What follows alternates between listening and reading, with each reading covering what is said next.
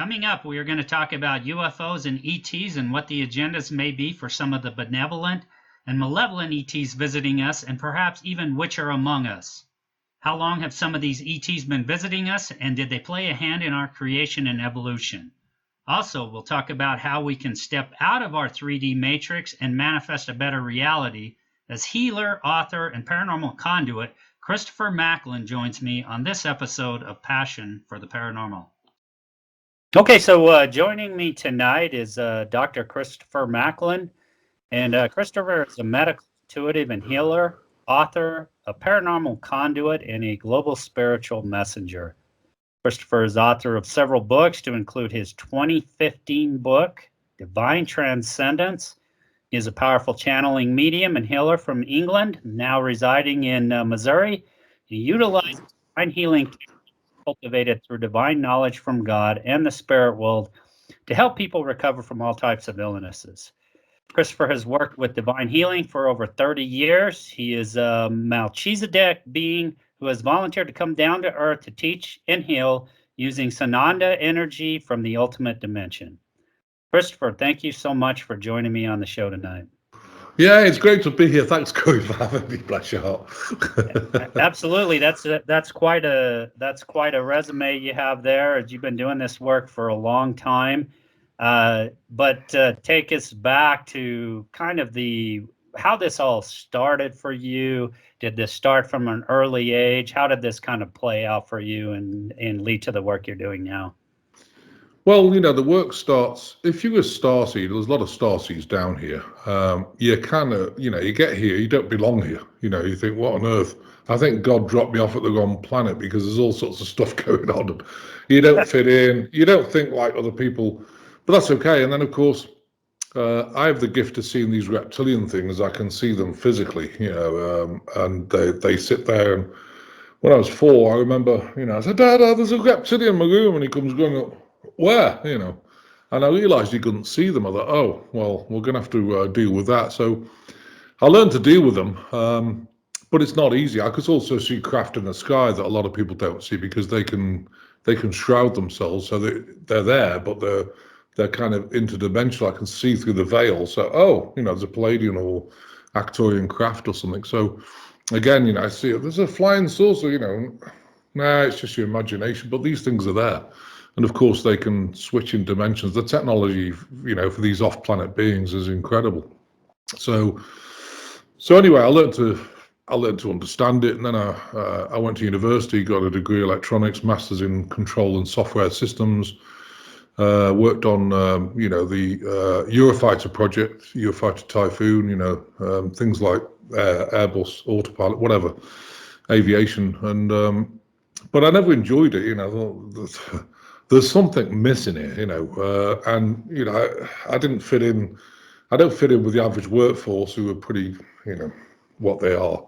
And anyway, what happened is moved on, started building apartments, and then suddenly in 2007, in the last crash, I went completely bankrupt, and I thought, oh, what's happened here? Marriage finished, everything else, and it was quite an interesting time. But I think a lot of starseeds go through this because it's almost like the God realm saying, here's a 2x4, you better changes your whole life, And then I went without food and all sorts of stuff, semi-homeless, living out of a cart. Would I want to do that again? Absolutely not. But it was a good education, and it actually teaches you to not worry about stuff, and I'll let go of all stuff. And anyway, I concentrated on the gifts, and here we are today. I came over to America. I met someone in Belize who took us to America and stayed here for a while, and then now I'm an American citizen. We run this ministry, it's a non-for-profit ministry, but the project of it is the Global Enlightenment Project, to try and help people understand how to live in, or how to live on the periphery of this world without diving into the matrix. Because if you get sucked in, it's going to, you're going to give your power away, and that's really important to me. So helping people become sovereign beings. Yeah, and I want to talk about how do you see kind of the media come into play with this? Because you talk about getting sucked in. I love that reference to the Matrix. I love that movie. The whole concept behind it. I thought it was a brilliant movie, at least the first one. But talk about maybe how the media comes into play with this, politics, and how this kind of pulls us down into that. Well, if you look at it, everything's controlled by the very few, as we know. The big banking guys, Rothschilds, Rockefellers, all these people, they're in Bohemian Grove. What people don't realize, the Masonic Lodge starts at first degree. So you join the Masonic Lodge, it's supposed to be a business type thing, and they get you sucked in. After 10 degrees, you're worshipping Lucifer. Who the heck's that, And of course, then they realize, it's getting pretty dark. But after 10 degrees, when they introduce you to that, you're not leaving. So you go up to 33 degrees. 34 to 37 degrees is Bohemian Grove, which is all the elite people. Of course, they meet in Bohemian Grove in America once a year. They do satanic rituals. I mean, it's all connected back to the Vatican. This whole thing is just a big psyop. It's controlling the world. So, the Matrix, if it's controlling the world, of course, the media is owned by, Soros and all these people, 4 or 5 people. So, they looked at, obviously, Project Mockingbird, and I love the name because it's kind of mocking, is it? They come out with some stuff. Like, for example, the current thing is, global warming, it's cows passing wind that's creating global warming. You've got to be kidding. But, and it's so bizarre. My father had a phone call with me. He said, well, do you realize global warming's, with the cows passing wind? Okay, because I could never explain it to him. And it's just not worth it. So I park it right there. Okay, I need a button. Okay. It's really pointless, if people are so into the Matrix, they're never ever going to get it. But of course, the media, the narratives they create are just nonsense. They really are. And I mean, luckily, people are starting to realize it. Some of the big media companies have tanked by 90% of their viewership. So I think people are starting to realize, because it's going so south. You need, with humanity in general, you need some massive thing. It's no use just saying, oh, by the way, there's child trafficking, or there's something. Oh yeah, but not in America. They go about their business, doing their daily work, becoming a slave, where they get their check and have to pay all the bills. There's nothing left, and get into debt. And if you get out of that matrix and create a different life, and it's really being on the periphery, not involving yourself with that, being on the periphery. Yeah, obviously, you abide by the laws, you have to pay the taxes, but I don't watch any media at all. I'm not interested. I never watch the news. I don't really watch films either now, because a lot of these films, they have modulated reptilian energy with them. So, and I don't know whether you know this, but before any film comes out, they take to a Masonic lodge and they create like a curse type thing to it, where if you play it, a lot of Luciferian energy comes through, so it affects you. So it's really interesting how crazy it is. Yeah, and it's kind of hard to, for somebody like me to wrap my head around all this. Although, that there's, I think I see it in the media, I see it in politics, I see that people get so intertwined in this that it kind of keeps them dragged down, kind of, if you will, in the muck and mire of all that. And sometimes I just have to just step away and back away from it, because it just seems to just keep people locked into that kind of, kind of confrontational kind of energy. And yeah. I mean, I it's think actually addictive. Yeah, it certainly is. So I do try and limit how much exposure I have to that as well. I want to talk about Melchizedek and what that means. So there's a couple of terms. Let me back up. First of all, you mentioned starseed. Maybe if you could talk about what that means, and then maybe also the term Melchizedek. I think it's mentioned in the Bible, but kind of from your perspective, what those mean. Well, yeah, I mean, looking at starseeds, there's different starseeds here. And of course, the problem you've got with this third dimensional world is its free will. And so prime creator, whatever you want to call God, prime creator, I define God as God, goddess, prime creator of all it is. So the creation was, the planet was created, the third dimensional world was created, but it was created with complete free will. So even prime creator can't get involved with our free will down here. So you think, okay, so how do you help people change if it's so manipulated? So what you have to do is you have to bear starseeds down here. Now, some starseeds are spliced in at birth. That means the mother is abducted, or and they actually implant the egg and the sperm. Or this can sound crazy, but or they just implant the sperm. It depends how much DNA they have to get to sit the soul in, because starseeds are very dependent on the body's energy to be able to integrate that soul, and otherwise you can't get in. So, and it depends what starseed, but there's Pleiadians, there's Arcturians, Lemurians, Atlanteans, Lemurians, Lyrans, Sirius A and B. There's a lot of beings helping us down here, and thank goodness they are. But of course they can't do anything without bearing some of their starseeds here. So you can say, hey guys, we need some help. Now, if we're down here and we say we need some help, they can do it, because it gets over the third dimensional free will thing, because of course you personally have got free will. So that's why the starseeds were born, to try and help get us out of this conundrum of mess, really. Yeah, that's interesting. So when you're talking about a starseed, you're talking about somebody that perhaps lived a previous life, is not human, extraterrestrial, as some would say. Yeah. And they're coming down here to help humanity. So in this current life, a starseed is obviously in human form. Previous life, perhaps they were a Pleiadian or something else.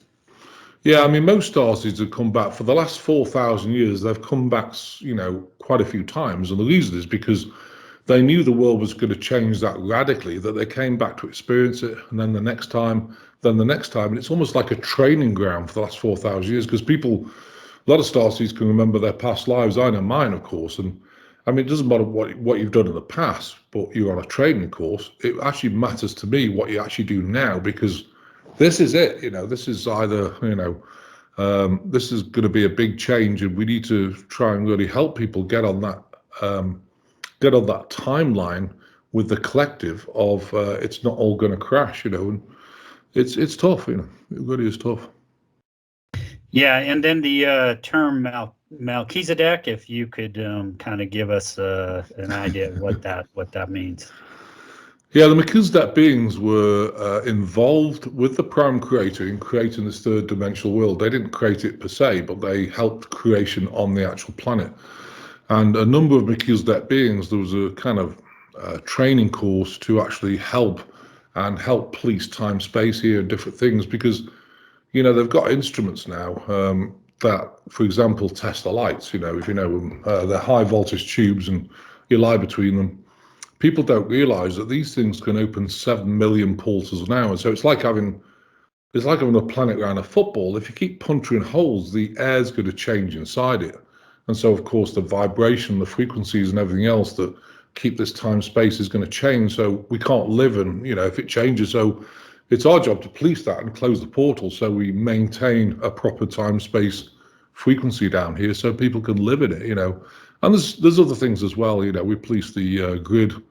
There's a grid around the planet, that we used to use for telepathy. Of course, people have lost the ability, but what happens with that is that as humanity get really angsty, this crystalline structure fills up with really negative energy. That's why sometimes people, wow, I feel a complete despair today, and it's not yours, it's the collective energy, So we clear that at least once a week at the moment to try and help people stabilize, So there's kind of a lot going on. So. Yeah, and I think you already allude to a little bit. Do you kind of are you seeing kind of a shift in consciousness? Are you encouraged by it, and do you see it happening kind of slowly in present day?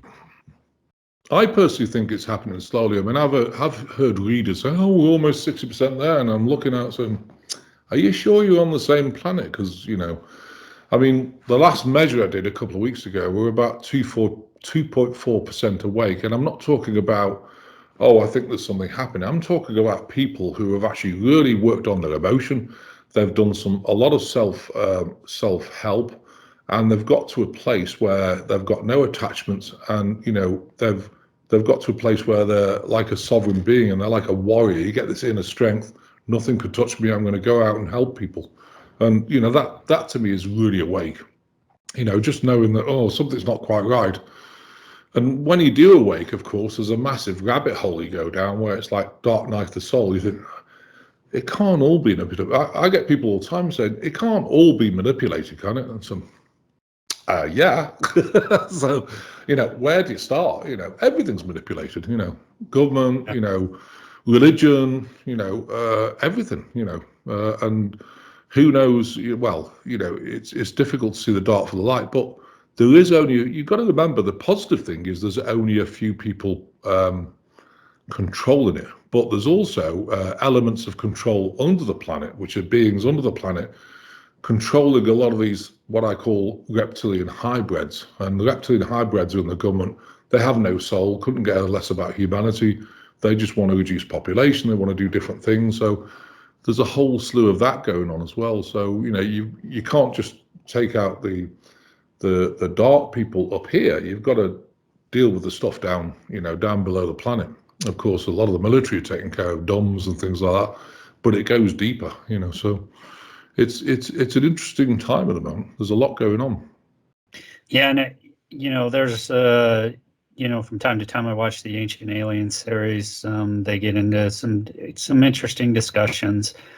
Are you kind of, from your perspective, how long are some of these ETs been visiting Earth? I mean, are we talking thousands of years?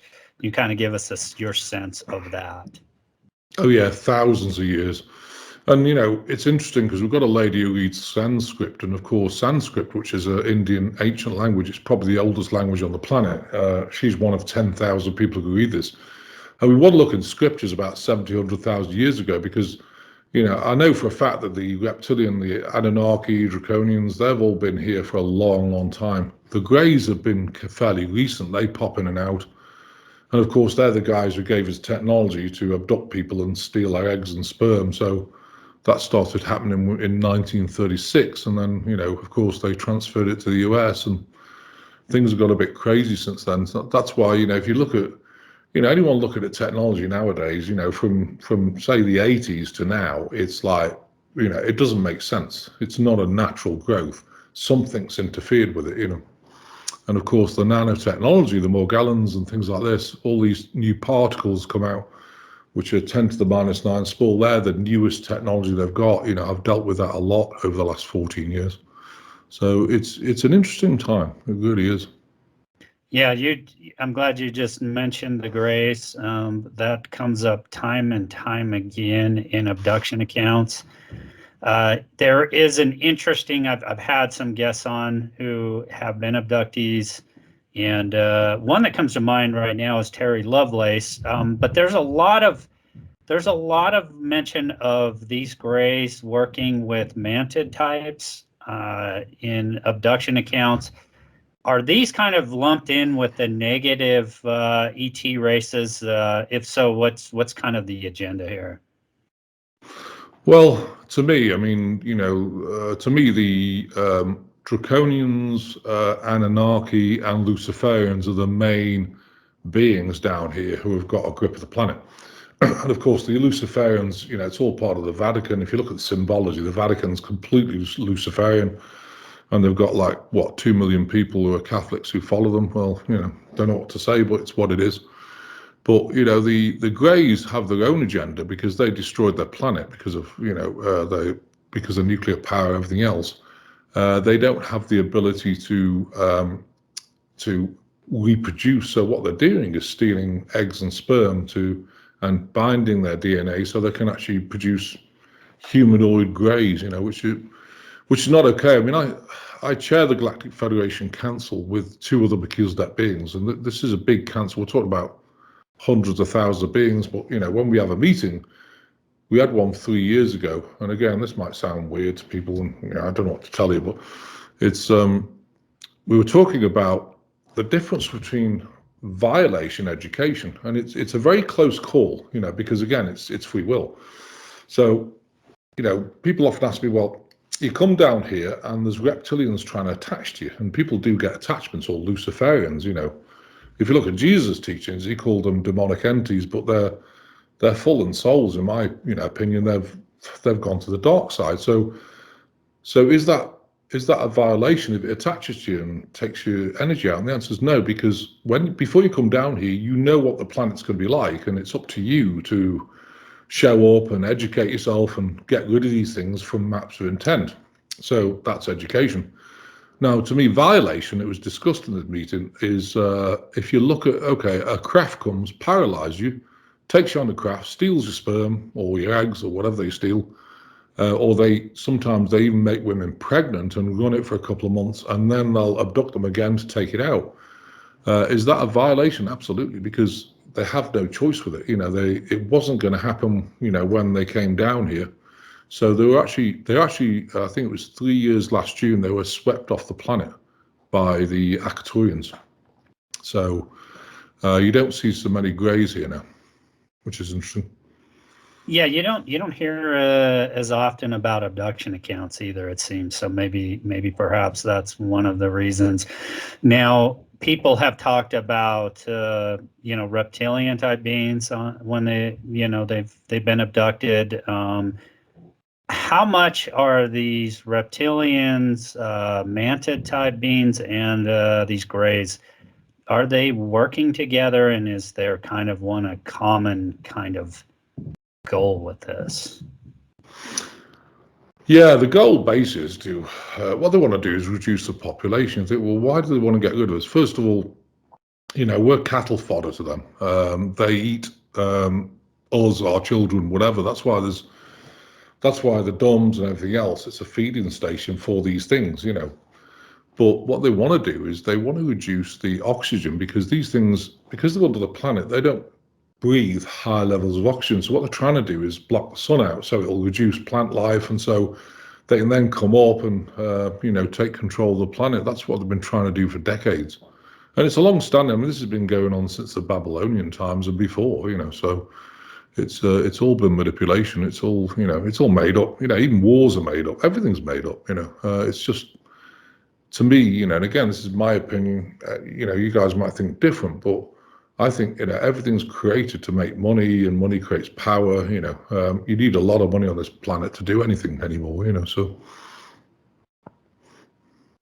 Yeah, you wanted to talk about so the benevolent ET races. You mentioned a few of them. How are they kind of interacting with us, and are they kind of actively trying to deter and prevent these negative ETs from reaching whatever their aims or their goals are here?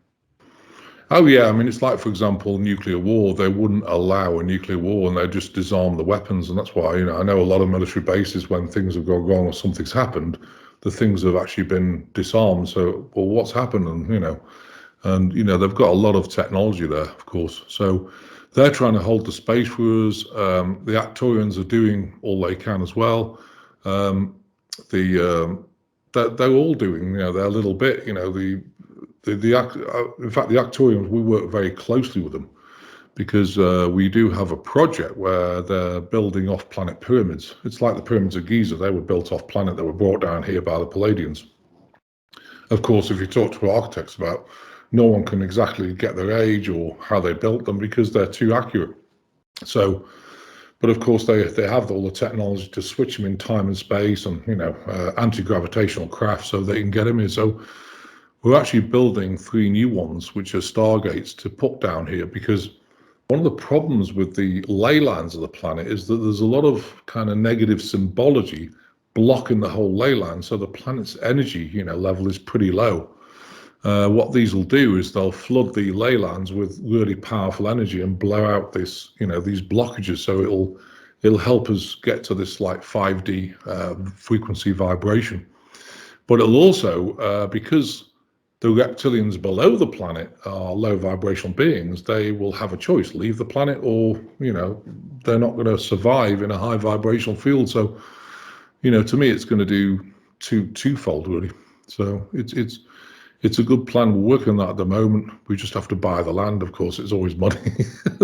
Land costs money. You don't get it for free, even though we're not for profit. So So working hard, got some big top banker people working with us, or white hat people. So who knows? It'll come exactly at the right time.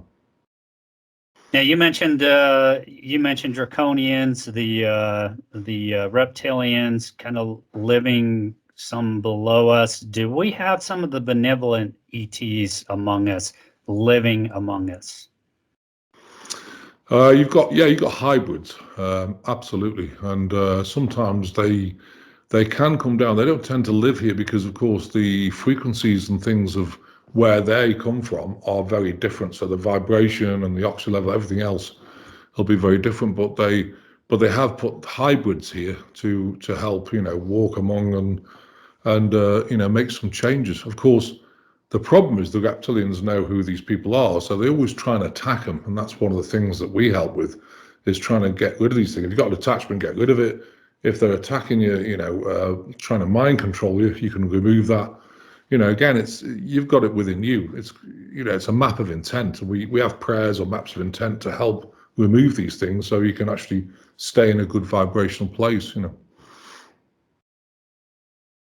Yeah, I want to talk about governments, UK, US government, and what they know and kind of how they tie into this. It's obviously been a lot of people like to refer to it as a truth embargo, going on at least 70 years. How do they kind of come into play with this?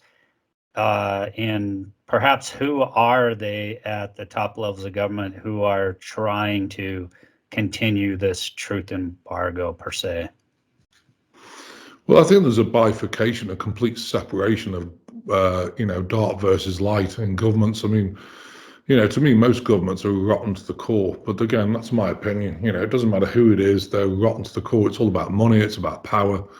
And, they get, of course, a lot of the people who have been presidents or prime ministers or wherever they've been, end up really extremely rich. But they're just puppets, It's the banking guys at the top that are really controlling this. The Soroses and, Rothschilds, Rockefellers and Bilderberg foundations and everything else. They're the guys with the real money, but they're also puppets because, of course, above them is the reptilian element controlling them. So, but a lot of them are hybrids, and that's why they really have no soul. They don't care about human beings. They just care about power and money. So, and if you look at them, you can tell, the government. But there are, people who have been placed in the government, so that they can try and actually really help turn this around. So it's interesting. There's a lot of exposure. I believe it's the time of truth right now, and all the truth is starting to come out bit by bit. It's very interesting. Yeah, that's what I was just going to touch on. Is you see the Navy videos that have come out, mainstream media, to the Stars Academy. Is that kind of what you're referring to as this kind of counter movement, if you will, within to kind of get this information out? And kind of where do you see that going? Well, I think it's going to drip out slowly. The problem with the average human being is if they, and again, I'm not putting anyone down, it's just a fact. It depends where you're at. I always teach people, look, there's no right or wrong with this. If people want to take a jab or they don't want to take a jab, who's right or wrong? And the answer is there's no right or wrong. It depends on their perception, doing their research of where they're at, So it's like my father, is he right or wrong about all the nonsense he gets up to? And the answer is, no, he's right in his eyes, and I can't judge him for that. So where's it going? Well, I think there's going to be mass exposure, not just for people who are rotten to the core in the government and in the judicial system and the police forces, wherever. I think there's also a massive element of, the child trafficking, and it goes further than that. They're human beings are fodder for the guys underneath. They need something to eat. So, and it's been like that for thousands of years. That's why they never come up. They agreed to them. Okay, we'll pass some of the children, whatever. And I think, well, that's got to come out. It's so big, chemtrails, that's got to come out. They've been spraying nanotechnologies for decades, and it's not good for you. So where do you start? And the food, it's got GMOs and agrobacterium in the GMO foods triggers your DNA to be damaged, and therefore spirochetes, and which are stealth pathogens like beryllium, HIV/AIDS, Agent Orange, and also morgellons. These particles, they replicate in the body. So there's, you look at it and think, wow, this is a big job, But all we can do is do our best. That's all you can do. Yeah, I wanted to kind of touch on, so we've got this kind of, like I said, this counter movement going on. We've got TTSA. Is there an agenda there, perhaps another agenda? Some say to, paint the ETs as a national security threat. Kind of, do you see some other kind of maybe negative agendas with that effort too, or you kind of see that as more of a positive? Well, I see, again, everything's got its place. I see a narrative being created, which is a negative one, of ETs arriving, and it's not going to be the good ETs. Again, the only way to discern is if a craft comes to you, they say, well, get on it. You need to discern, is this good for me? Yes or no? And that'll be your life-saving intuition. And if it doesn't feel right, don't do it.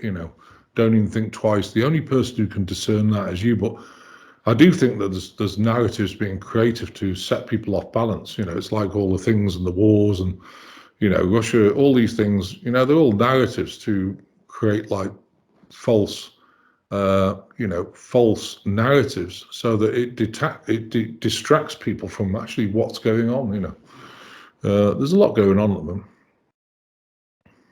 Yeah, I don't want to get into the discussion about the dimensions as well. You hear talk about fourth, fifth dimensional planes, if you will. Can you kind of get into a discussion? I mean, you mentioned that we're kind of living in this 3D matrix. How do we kind of detach ourselves from that? And what does it mean when you're able to kind of transcend that to maybe the fourth or fifth dimensions? Well, we're jumping over the fourth. That's why there's a lot of, in the fourth dimension, it's a repository for all the human anger and everything else, and you've got the negative beings who feed off that. We're in the third dimension now, and we obviously want to transcend to the fifth dimension, which is a lot higher vibration. You can manifest a lot of things very quickly in that dimension. But of course, these guys don't want us to. So they're doing their best to pull people down. I mean, if you look at, for example, schizophrenic people, they're very gifted. They're really gifted. They say, well, they're schizophrenic. Well, of course they are, because the negative entities are talking to them all day and setting them off balance. And of course, they become psychotic. If I've worked a lot with schizophrenic people, if you can actually push them away and actually get to the angelic beings, which is Melchizedek beings, Arcturians, Pleiadians, whatever, then you can get your vibration up. But they're doing their best, and it's a spiritual battle. It's a huge battle, and that's why we do so many healings every week. I do them online, because to try and help people remove these things and get back and release enough emotion to get into a high vibrational place, so that they're good to go. They can do things on the planet, because if you're powerless and exhausted and depressed, you're no good to anybody. So we're trying to turn people into warriors. And it takes a bit of time, especially if you think about the amount of emotion we ingest in our lifetime now. It's hundreds of thousands of layers, because this planet, for a lot of people, doesn't make sense. I don't understand it. I don't even recognize this planet. And actually, I don't either, So, again, being on the periphery is really being in your own bubble, not being involved with the matrix, switching all the news, everything else off, and just really focusing on your life and helping people, and dipping your toe in the matrix, help people and dip it back out again. Don't, dive into the matrix, because you'll get dragged under the water, I think that's a very important point, because it's very difficult if you slap bang in the matrix to be able to operate in it. But when you're on the periphery, it's like a swimming pool. You've got humanity. If they're pooing and weeing, do you want to dive in that? No, let's leave it. So it's our job to me to pluck people out, wash them down, dry them off, so they're in a high vibrational place, and they can then help people themselves. So, and that's one of my jobs, to help down here. Yeah, Christopher, what are some of the things we can do on our own I mean, obviously, we can consult with people who are in energy work like you are. What are some of the things we can kind of do on our own to help us rise above, if you will, this 3D negative matrix that we're kind of sucked into? What are give us maybe some ideas or just some hints of maybe things that we can do to help kind of pull ourselves back away from that? Well, I think the biggest thing, first of all, is, we've all had a chance because a lot of people have been at home. I personally think it's important to get the right people who really understand in your life, because, everyone's got people who will shame you and say, well, you're nuts. I mean, my father thinks I'm actually barking mad, and I'm proud of it. Yeah, hey, barking mad's great, because, I'm outside the bed. He thinks I'm nuts, that's okay. And I take that as a compliment, because if he didn't think I was nuts, then I think, maybe I'm not doing the right thing. But I think what you've got to do is you've got to select your people who love you, who hold the space for you, who don't shame you, so you're not, they're not dragging the energy out of you. And, for a lot of people, it'll be very few people, because when we help open people up, they say, oh my God, all my friends have ran a mile, because they're not getting the right powerless victim mentality and woe is me and all this sort of thing, because you're a warrior. I always say to people, well, that sounds a bit like powers, but let's fix it. Let's get you back to that warriorship. Imagine leaping out of bed in the morning going, oh my God, I feel incredible, because you're excited for the day. Because I don't see many people excited for the day, and I love what I do, but I haven't always loved it. When I did the electronics and software systems for aircraft, whatever, I didn't enjoy it at all. You said, oh God, not another week, And so I was in the wrong job. Now I love it, because the changes in people's lives is like, so exciting. So, and people think, well, how am I going to make money out of it? And here's the answer. Well, 20 years ago, I went for a reading, and this lady said, well, she said, you're going to go to America, you're going to live off donations, and going to work for God. What? Yeah, you're going to go to America. And I walked away. I didn't say anything to her because I didn't want to put it down. You got to be kidding. This woman's nuts. Oh, look, we're doing it. This is about 15, 16 years later. So she was absolutely right, and I was thinking, how on earth is this going to happen? It happened. So, it just shows you. And I think, running a spiritual business, don't even think about the money. When I first came here, build it, they'll come, they said. So, okay, so we opened the door, nothing happened. So I waited 3 months. Where is everybody? Nothing happened. And so I asked them, okay, what's going on? It's within, get out there. Oh, okay. So as soon as I went out there, things took off, and now we work on thousands of people, and I love it. I love the changes in people, cancers, you name it, we work on it. Agent Orange we got rid of. A lot of military people dusted with Agent Orange. It's lethal. It's like Lyme disease. It's like HIV/AIDS, and we have a solution to all that. Morgellons as well. So it's beautiful to see people, get back to their sovereign self and get rid of this stuff that attacks the nervous system and things like this. So yeah, but I'd encourage people, don't even think about the money. Just do a deal with God. Look, I can't stand accounts. I'm not an accountant. So I said to God, okay, look, you take care of the accounts, you take care of the sales, you do all that stuff. I just want to do the healings. I said, yeah, okay. And ever since I did that, with the God realm, things took off, because I don't worry about the accounts. I pay the accountant. I don't worry about the IT. Not interested in it. Can I do it? Yeah, but just focus on your gifts, and then you're going to be in a really high vibrational place if you do that every single day, so. Yeah. So does it kind of start for some of us maybe with meditation, with kind of inner, kind of getting into our inner thoughts? Quieting the mind. How do we? What's the early stages of this, or is it just us working with somebody like you or others that are involved in similar work that you're doing? Come and get some help with us, but one of the biggest things you said is like letting the mind go, quieting the mind, and it's really difficult for people. And I speak to people every day. Well, how do I quiet my mind? And it takes a while. It took me a while, and to me, it's like what you need to do is go down and maybe start off with some music and try and focus just on the music. If something's on your mind, write it all down and put it over there, because then, you know, that's moved on.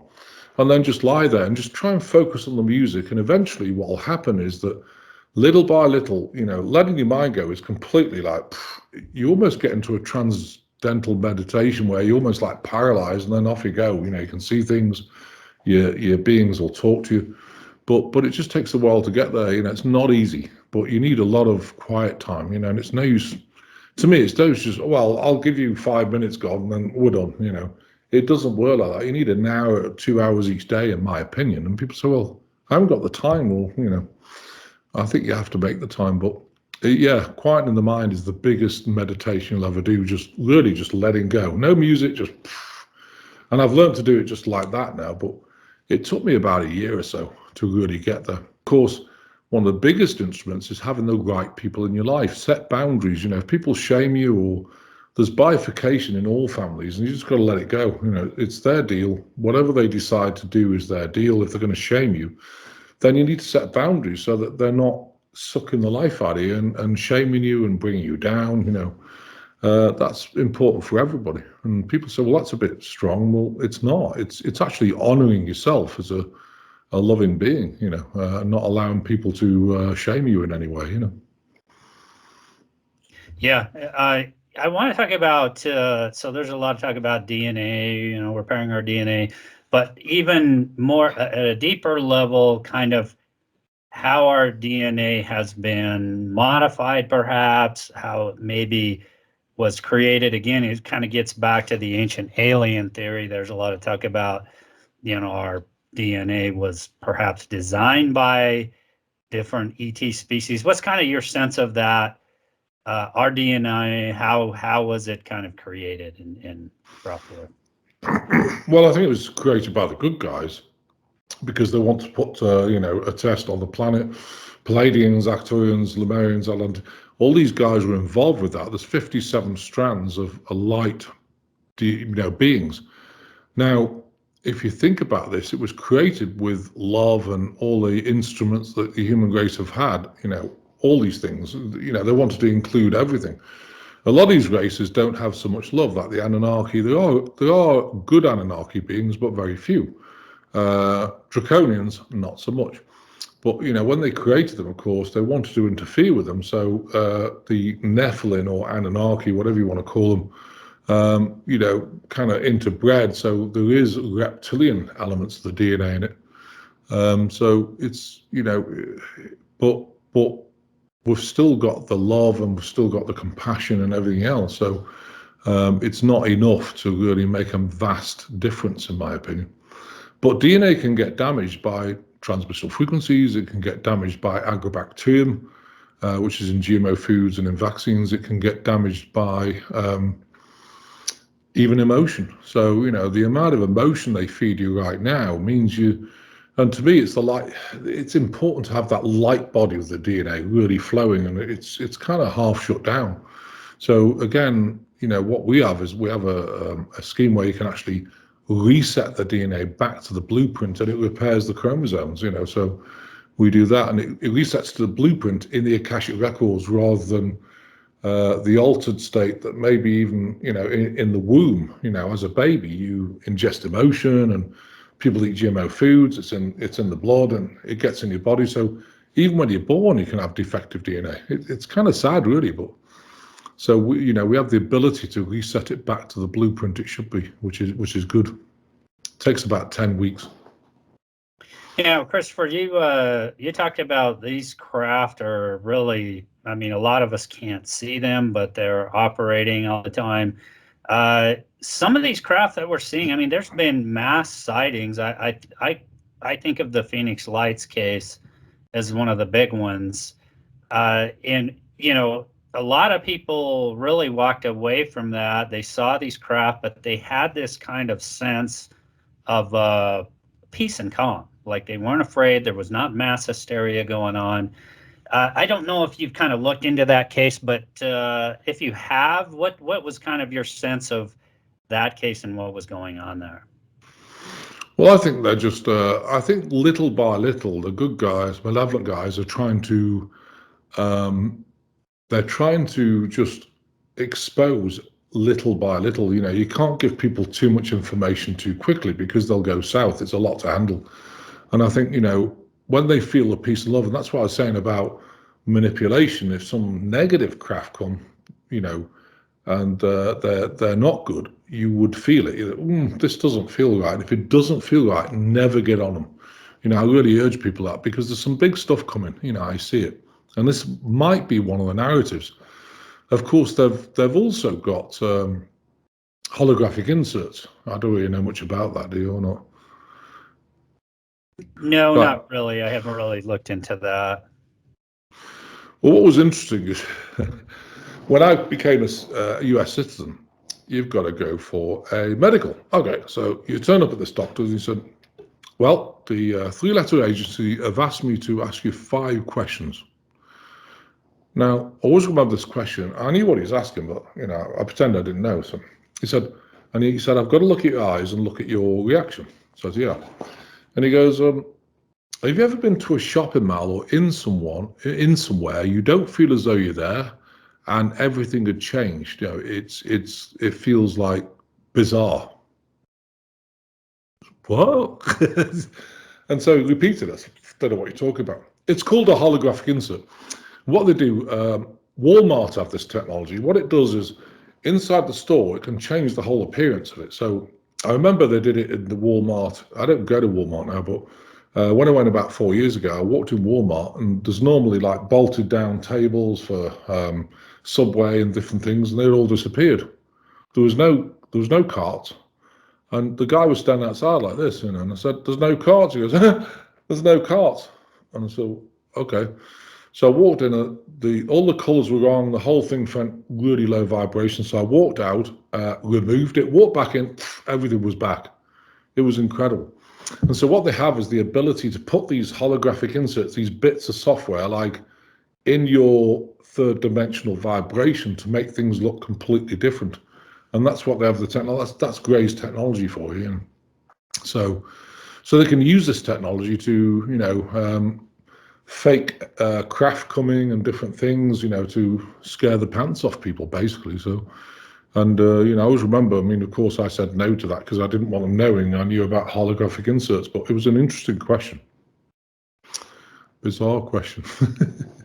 Yeah, that one would take me. I would be taken aback by that kind of question for sure. I want to talk about medical intuitive and what exactly that involves in that line of work you do. Well, medical intuition. It's almost like there's part knowing and part remote viewing. I can look inside people's bodies and see, oh, okay, you know, the liver looks sick, or you can ask, okay, what percentage is the liver? And, you know, there's a blockage, you can see a blockage in the lower intestine, or you can see a brain tumor, things like this. So, you know, when you scan the body and had a look, you know, if there's fibroids in the womb or there's tumors in the breast or whatever, you can make a list of them and then, you know, create a plan to actually get rid of it. Of course, tumors, you know, a lot of people have cancer tumors at the moment. I have one that, well, this is not cancer, this is actually a tumor on the side of my face, from a bioweapon 5 years ago when I was dusted with it by, it was actually MI6 who does it. And the only reason why I know is because I work with a world-leading toxicologist, and she actually did a toxicology report on my body. We found tuberculosis, a solvent, and a binding agent. That was it, you know. So, and that's tantamount to bioweaponry. So, of course, you know, sometimes they don't want you here, so they'll start. All they have to do is spray with this stuff, and I got really sick, of course, and then it just collected here. So, you know, I've been working on it. We've got rid of the stuff in my body. I've just got to shrink the bulge to get rid of it. But all this stuff is around. It's quite incredible, really, the technology they have. Yeah, interesting. I wanted to talk about. There's a lot of mysterious disappearances going on. In fact, David Pleiadians, he does the 411 missing book series. People are just mysteriously disappearing. You know, they could be 20 yards from a family member or friend. They disappear. They never return. There's no trace of them. No idea whatever happened to them. Obviously, the ET theory's been posited. You get other types of theories, like perhaps they walked into some sort of dimensional portal and just disappeared. What's kind of your sense of it? There's a lot of missing people. I mean, thousands, hundreds of thousands of people really across the world just vanishing with no trace. I mean, can we say maybe this could be ET abduction related? What's kind of your sense of that? Well, I think it's both. I mean, there are portals around in particular places. If you walk through a portal, you might switch in time, space, and suddenly be somewhere else. And of course, if you don't know how to get back, you're stuck there. You know, so I know there's a couple of portals in Sedona. There was one.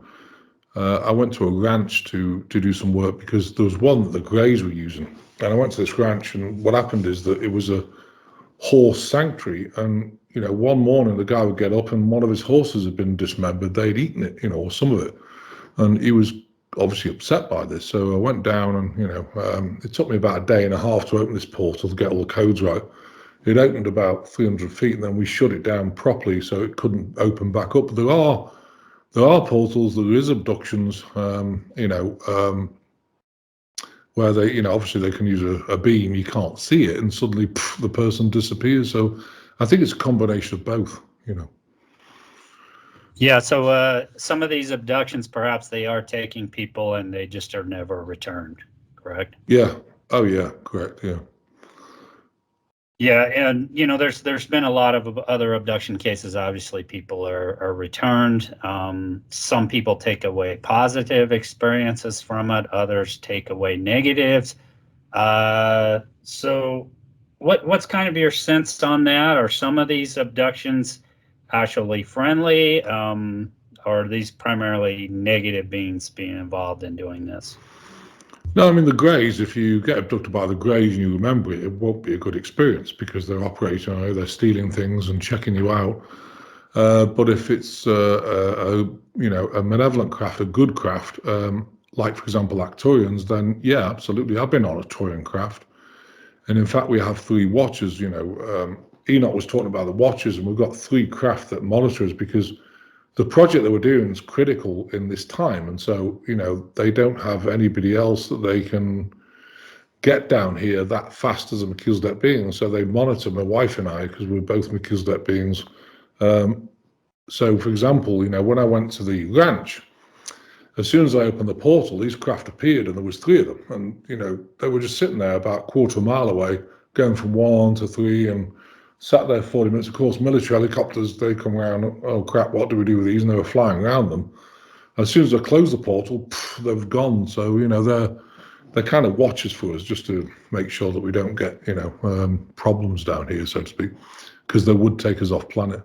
So yeah, there's, you know, there's a lot going on at the moment. People will go missing, you know. Of course, they do take people to feed to the reptilian element underneath as well. So there's elements of that. So there's a whole slew of things going on.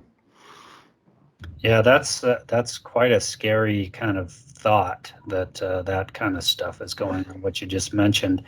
I wanted to ask, so some of these people, they're taken, they have a positive takeaway from it. Others kind of come away again with a negative takeaway. Some of them are kind of messages, but it seems to me that anytime you're taken against your will or you're just kind of taken away, that's not necessarily a good thing. Well, they might take them, and you know, very often, you know, the good craft would, if they took them, they would basically just say, "Look, guys, we're good guys. You know, we want to help you, and you know, do you want to stay?" And they put them back straight away. They don't keep them, you know, against their will. That's the difference. You know, of course, the Greys, they knock you out completely, and so, you know, you're paralyzed. You know, they do all the operations to steal things, and then they put you back here and think, "Oh my God, my womb's hurting," or you know, testicles, whatever, because they've been stealing things off you. So that's not a good thing. But for sure, you know, the malevolent beings would give you the option. Look, you know, it's okay if you stay here. I know you're a bit frightened, but we're the good guys. You know, we just want to tell you that we're doing this and this and this, and or we can send you straight back. And you know, of course, they'll say, "Oh yeah, let's stay." You know, I want to stay for a bit because it's fascinating. So, but you know, no, it's, you know, shocking. I mean, I get taken periodically sometimes the soul, sometimes physically, to work with the Galactic Federation. But when they take your soul out, you're kind of like paralyzed, so, but they normally give me 5 minutes notice so that you can get in a place where, people don't think you've passed out from a stroke or something, so that's quite important. They always give me about 5-10 minutes notice. We're taking it tonight. Okay, so I lie on the bed. There's only one time when they didn't, and I was passed out on the floor, and my wife comes, oh my God, I think he's had a stroke. Oh, hang on. He's gone to this Galactic Federation because she knows better, but, it's so easy to think, oh, something's happened to you, It's crazy. It's crazy stuff. My life's crazy, but I love it. I really do. Yeah, we've had a lot of there's even been some eyewitnesses. Captain Robert Solis is one of them. Robert Hastings has talked about in his book UFO and Nukes. Some of these craft have visited our nuclear facilities. Ours, I mean, going back to the 70s. I mean, I even think even going back to the 60s, perhaps earlier than that. They've appeared. They've even shut down nuclear sites, both on our side and back when it was the Soviet Union, now Russia. What's kind of your sense of that? Is that a message? Are they sending us a message saying we can prevent this at any time? And is it kind of more on the good side of the ETs that are doing these types of home visits? No, I think that's either the Arcturians or Pleiadians, and they shut them down to show that we have the technology. You guys cannot let these off because we can shut them down. And I think it's important because, nuclear, if everyone set their nuclear warheads off, it'll annihilate the planet. There's so much cancer and problems with the planet then that it's going to be dirty for, contaminated with, nuclear for many, many years. And, no one's winning anything in that. And that's why I think they have the ability to come and do that just to stop that from happening. Because it's too extreme, in my opinion. So I think it's a warning, like, don't think about setting these off because they're not going to happen. So you're going to have to think about other things. But to me, I mean, a lot of wars have been manufactured, and there's a lot of manipulation in wars. I mean, a lot of veteran people that come back, help them heal through the fact that, well, they go in the military, and I know you've been in the military. I don't know where you saw this. Is that when they get out of it, they think, that's a complete manipulation. I was there, and it's not okay. The things that we're doing, shooting kids, Afghanistan, whatever, all because the big guys got the money, and I honor them for going in to think they work for the America, but I don't think they're working for America. I think they're working for all these puppet governments playing chess. I don't know whether you felt that, but it's kind of crazy. It really is. Yeah, and I want to talk about the so this whole idea of consciousness and kind of separating yourself from this 3D dimension we're in. Some of these ETs, it's been said, they operate different higher dimensions, and if so, are some of their interactions more on the, I guess, maybe the spiritual planes, kind of some of these higher dimensions? Yeah, absolutely. I mean, Arcturians are ninth and 12th dimension. Melchizedek Beings are ultimate dimension. Pleiadians are 5th dimension. So, they're a higher dimension. So the only way to really contact them, you've got to get in this clear mind state, in this transcendental meditation state to be able to talk to them. And I remember, I'm just going to point this out because I think it's important for people. I remember when I was trying to contact Melchizedek Beings, because I knew, I was enlightened that, I've got to contact them. And, I did it for a few days, nothing happened. And this was like 2 or 3 hours a day. And then 3rd, 4th, 5th day, nothing happened. And it went on for over, I think it's about 6 weeks. I can't remember exactly, but it's a long time. Nothing was happening. And then one day I said, well, I don't care how long it takes. I'm doing it, we're going to contact.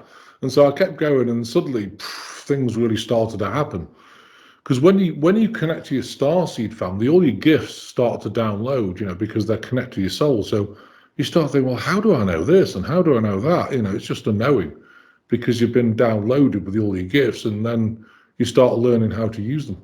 And it's important to me to connect to your starseed family. If you have a gift, to understand how that works. Don't use other people's modalities. Use your own, and get them from your starseed family, because they're your own gifts, and it'll work a lot better.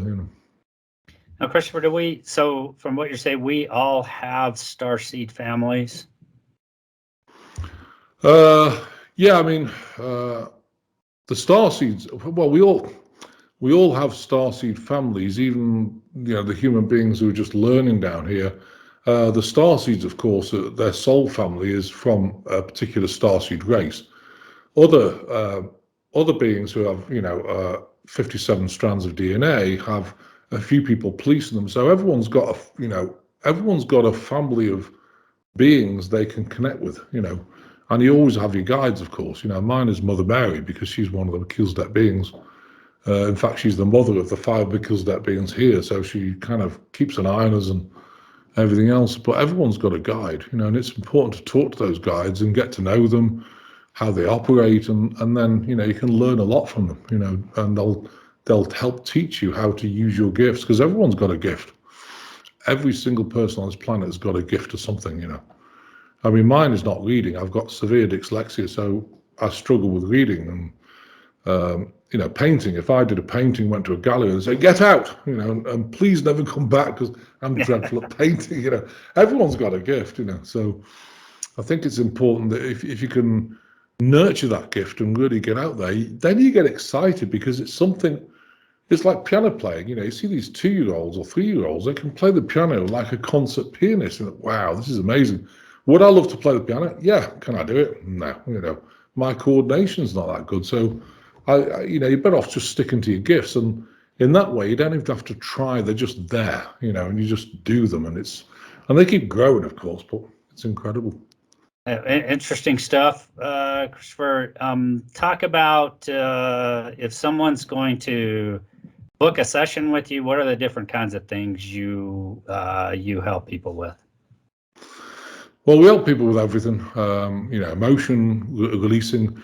We have you can do one-to-one sessions or specialized groups. Specialized group, we have 20 people. We talk to everyone first, and then we tailor the healing to them. We have generic groups 3 times a week by donation. If you don't have any money, please come on. I don't care, because it's there for people, and it's 3 times a week: Monday 9 a.m. Central Time, Thursday 5 p.m. Central Time, and then Saturday 11 a.m. Central Time. And we also have the protocol, which is actually splitting your timeline and separating out all these spirochetes and nanotech and things. That is a 20-week program, with people who are really sick with Morgellons, HIV/AIDS, Lyme or Agent Orange. They've come on them, and we've worked on about 380 people up to now, and it's had fantastic results. It strips the stuff out. So it's all on the website, globalenlightenmentproject.com. If you want to have a look at it, feel free. We'll be really excited. Okay, great. So you mentioned the website. Aside from that, where do people find your books or any more information about you? Yeah, go on the website, or they're on Amazon. We've got Dissolving the Enigma of Divine Healing, Divine Transcendence. We've got Centering the Minds, Manifestation, and we've also got the new book, which is The History, Truth and Healing of Manufactured Diseases, which is HIV/AIDS, Agent Orange, Morgellons, Gulf War Syndrome. They're all manufactured diseases of spirochetes. So you can learn about those. That talks about the great technology and what's happening now. So yeah, they're on Amazon, but you can also get them we've got them available in the office. So.